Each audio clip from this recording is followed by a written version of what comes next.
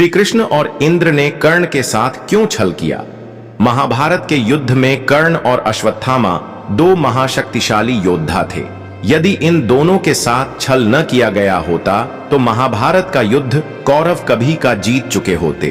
कहते हैं कि यदि अश्वत्थामा को पहले ही दिन से सेनापति बना दिया जाता तो 3 दिन में युद्ध समाप्त हो जाता, लेकिन अश्वत्थामा को जब युद्ध लगभग हार चुके थे तब सेनापति बनाया गया और उन्होंने तबाही मचा दी। इसी तरह यदि कर्ण के साथ छल नहीं किया गया होता तो भी युद्ध का खेल कुछ और ही होता। भगवान श्री कृष्ण और अर्जुन के पिता देवराज इंद्र यह भली भांति जानते थे कि जब तक कर्ण के पास उसका कवच और कुंडल है तब तक उसे कोई नहीं मार सकता। तब भगवान श्री कृष्ण की सलाह अनुसार देवराज इंद्र ने ब्राह्मण बनकर दानवीर कर्ण से दान में कवच और कुंडल मांग लिए, लेकिन कुछ मील जाकर इंद्र का रथ भूमि में धंस गया। तभी आकाशवाणी हुई, देवराज इंद्र, तुमने अपने पुत्र अर्जुन की जान बचाने के लिए छल पूर्वक कर्ण की जान खतरे में डाल दी है। अब यह रथ यहीं धंसा रहेगा और तू भी यहीं धंस जाएगा। तब इंद्र ने आकाशवाणी से पूछा, इससे बचने का उपाय क्या है? तब आकाशवाणी ने कहा, अब तुम्हें दान दी गई वस्तु के बदले में बराबरी की कोई वस्तु देना होगा। तब इंद्र ने फिर से कर्ण के पास गए और उन्होंने कवच और कुंडल वापस देने को कहा, लेकिन कर्ण ने लेने से इनकार कर दिया। तब इंद्र ने उन्हें अपना अमोघ अस्त्र देकर कहा कि यह तुम जिस पर भी चलाओगे वह मृत्यु को प्राप्त हो जाएगा, लेकिन तुम इसका इस्तेमाल एक बार ही कर सकते हो। अमोघ अस्त्र युद्ध में जब घटोत्कच ने कौरवों की सेना को कुचलना शुरू किया तो दुर्योधन घबरा गया और ऐसे में उसे समझ नहीं आ रहा था कि क्या करे। तब भगवान श्री कृष्ण ने कर्ण से कहा कि आपके पास तो अमोघ अस्त्र है जिसके प्रयोग से कोई बच नहीं सकता, तो आप उसे क्यों नहीं चलाते? कर्ण कहने लगा, नहीं, ये अस्त्र तो मैंने अर्जुन के लिए बचाकर रखा है। तब भगवान श्री कृष्ण कहते हैं कि अर्जुन पर तो तुम तब चलाओगे जब ये कौरव सेना बचेगी, ये दुर्योधन बचेगा। जब ये सभी घटोत्कच के हाथों मारे जाएंगे तो फिर उस अस्त्र के चलाने का क्या फायदा? दुर्योधन को ये बात समझ में आती है और वह कर्ण से अमोघ अस्त्र चलाने की जिद करता है। कर्ण दुर्योधन को समझाता है कि तुम घबराओ नहीं, ये श्री कृष्ण की कोई चाल है, लेकिन दुर्योधन एक नहीं सुनता है और कर्ण मजबूरन वह अमोघ अस्त्र घटोत्कच के ऊपर चला देता है।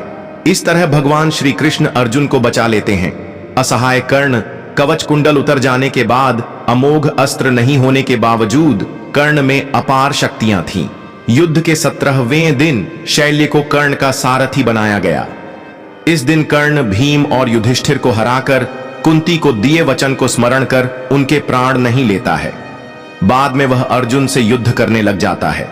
कर्ण और अर्जुन में भयंकर युद्ध होता है। जब अर्जुन बाण चलाते और वह बाण कर्ण के रथ पर लगता तो उसका रथ दूर दूर तक पीछे चला जाता, और जब कर्ण बाण चलाते तो अर्जुन का रथ कुछ कदम ही पीछे हटता था।